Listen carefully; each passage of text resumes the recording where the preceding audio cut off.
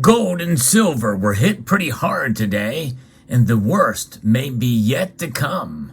I'll explain why as we explore.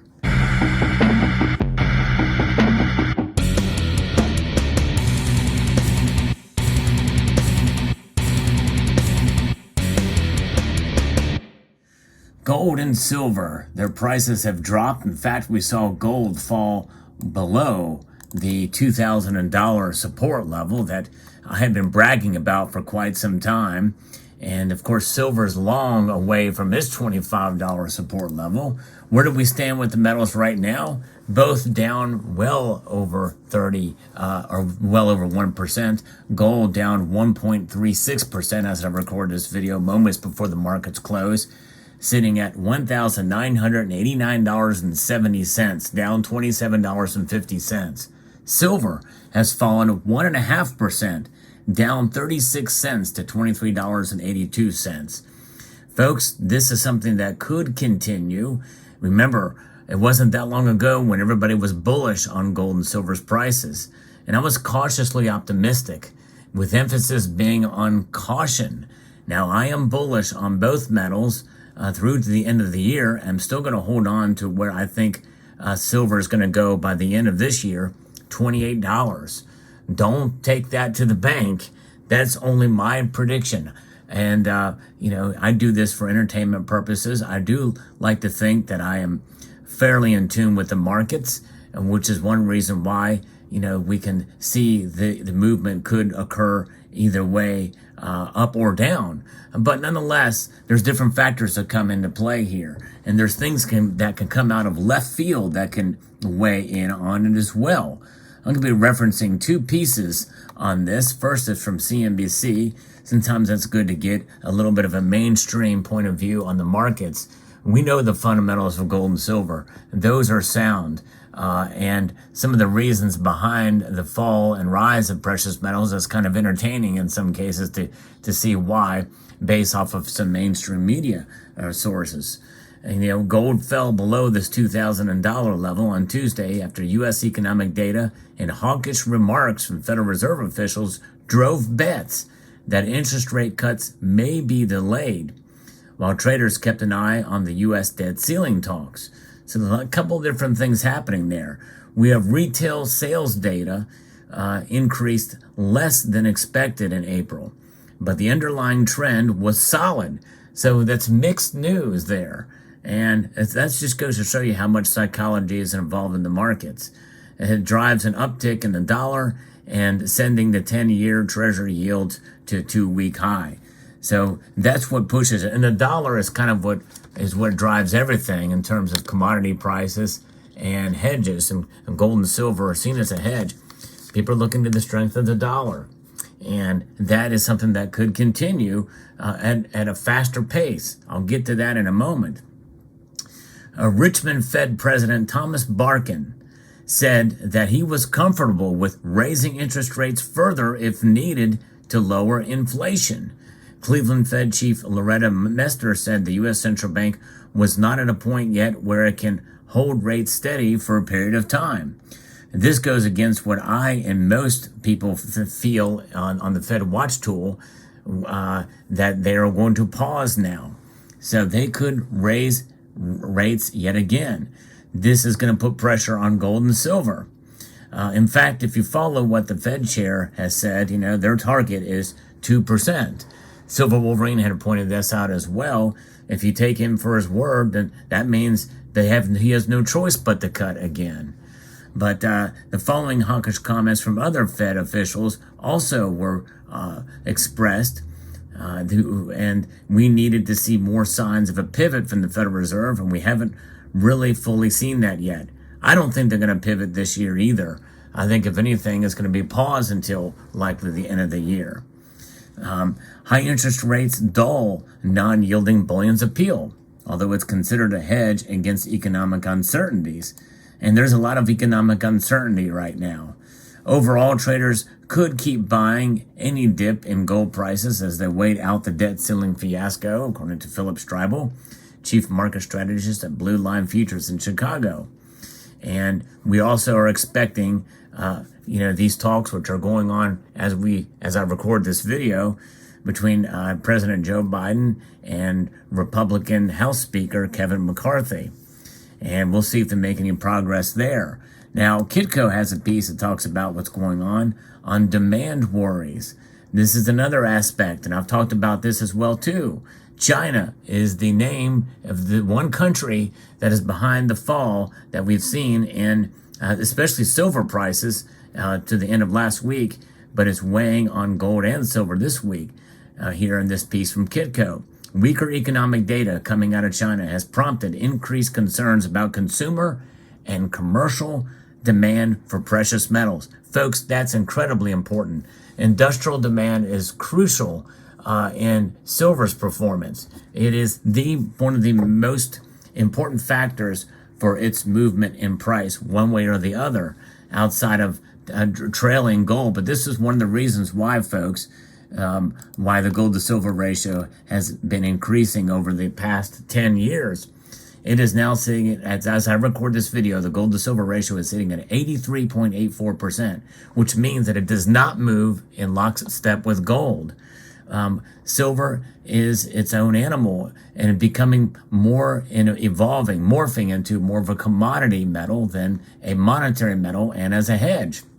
Now, its price movement does happen, and I've documented it time and time again on this channel, how silver does move as a hedge along with gold. And when it does, it typically outperforms gold. Typically.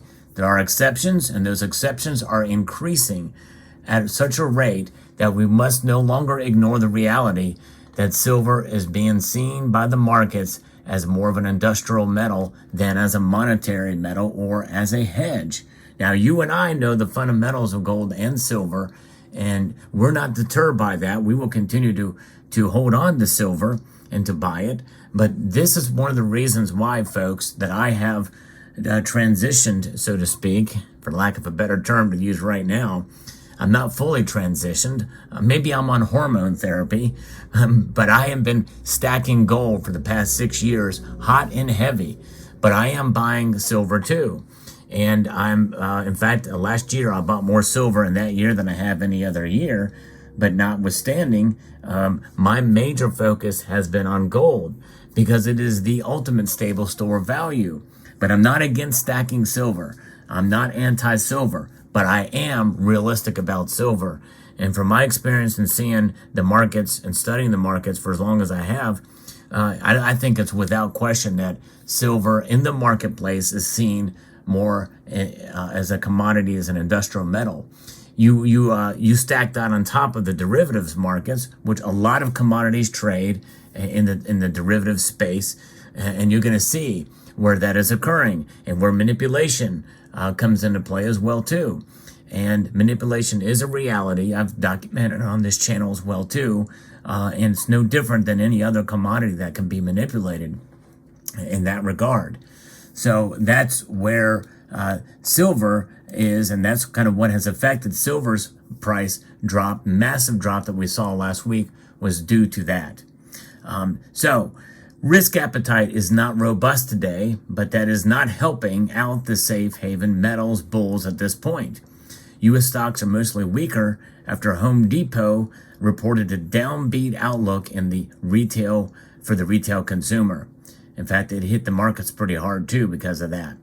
And so U.S. retail sales rose 0.4%, an improvement above from the 1.0 drop from the prior month, but less than the expected 0.8%. China, the world's second largest economy, got a generally downbeat data dump Tuesday. Industrial production rose 5.6 year on year in April, short of market expectations from a 10.1% growth rate. That's a pretty big expectation shortage. Industrial production rose 3.9% year on year in March. Fixed asset investment also lower than expected at 4.7% year on year, compared to expectations of up to 5.2%. This has a pretty dramatic effect on the emotional state or the psychological level of the markets. This is why we're seeing these hits with gold and silver. To sum this up, folks, gold and silver are being hit hard by not meeting expectations for industrial demand. And that is meaning that Chinese economy may be headed for a dramatic downturn or maybe a fear of a recession. In fact, there are some analysts out there that we should take seriously that think we could see a global recession soon. If we're not already there for many countries around the world, it's just a matter of the data catching up to the reality. We very well could be in one right now here in the United States. And so if we are heading into a recession and there's real fears of a deep recession, we very well could see gold and silver drop much more dramatically than where they are now. Keep in mind, folks, what happened in March of 2020. Now, it was a black swan event. It happened very fast. But with everything that's going on now, geopolitically and economically around the world, we could see a similar type panic that we saw in March of 2020. What did we see in March of 2020? Gold dropped dramatically. Silver practically crashed. In fact, silver dropped to under $12 an ounce in the paper markets. You could not find an ounce of silver anywhere near that. In fact, you were lucky to find an ounce of silver trading at $20 an ounce at that time. I know because I bought a tube of Silver Eagles during that dip. We didn't get much of a dip in terms of the physical markets. It was the real separation, and we would see the same thing happen again. In other words, folks, your silver is protected by the actual metal price. The physical markets for the physical bullion is protected during a crash. Silver will never go to zero. Silver may crash in the paper markets, but the premiums are going to hold fast. And with inflation running hot, mark my words, that will be the case again if it were to see a dramatic drop in silver's price. But be prepared that it could happen. And if we do see a recession, be prepared for a sustained drop in silver and gold's price. Yeah, you heard right. We could see it drop. But what's going to happen if the silver price does drop and that is the market price of silver and the market price for gold to drop during a time of recession?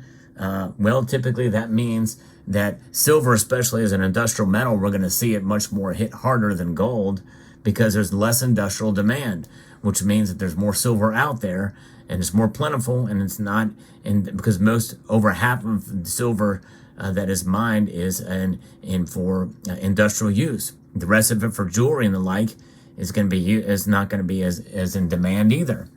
For coins, rounds, and bars, that will continue to be high in demand. People are going to want to back up the truck, so to speak.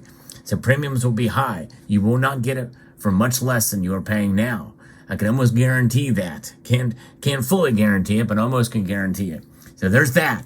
The other thing is as we go through the recession, depending on how deep it is, people are going to run to the safety of cash. Yeah, believe it or not, this dollar bill that is still inflating, people are going to run to the safety of it like they did in March of 2020. And it's only as we get to the end of that recession and we start to see a recovery where there will be robust demand for silver and for gold, and especially if we still see inflation and stagflation, then you're going to see the metals boom. Dare I even say go to the moon? Of course, what does going to the moon mean when we're now talking about going to Mars? Well, that's a debate for another day. So there's where we stand with gold and silver at this point in time and why it could get much worse in terms of their price. And so when you think about all of that putting together, a recession, which is bad news, low gold and silver prices, which is bad news, especially if you want to sell or you want to make money on them, that's the reality that we could face. Now, is that the exact thing that will happen? I don't know. No one really knows. But history has taught us that gold and silver tend to perform the best on the tail end of a recession. Richard Metcalf has made that point a number of times, and I agree with him completely on it. And so I always appreciate the feedback of the community, even if we don't fully agree. I like to look at the nuance. That's why these videos, I make discussions where I talk about the different aspects of the market, because it is complex. There's a lot of things that can play a role and that can come out of left field to move the metals one way or another. No one really knows for sure, but it is interesting, it's fun, and it's entertaining, And we also have the gold and silver in our possession. All the gold and silver ounces that you have in your possession will continue to be there. And they are valued in ounces, not dollars. Let me know what your thoughts are in the comment section below. Hope you found this video insightful, informative, and educational. I'd like to extend a multitude of gratitude to you all for taking the time to watch and to encourage you to please rate, share, comment, and subscribe.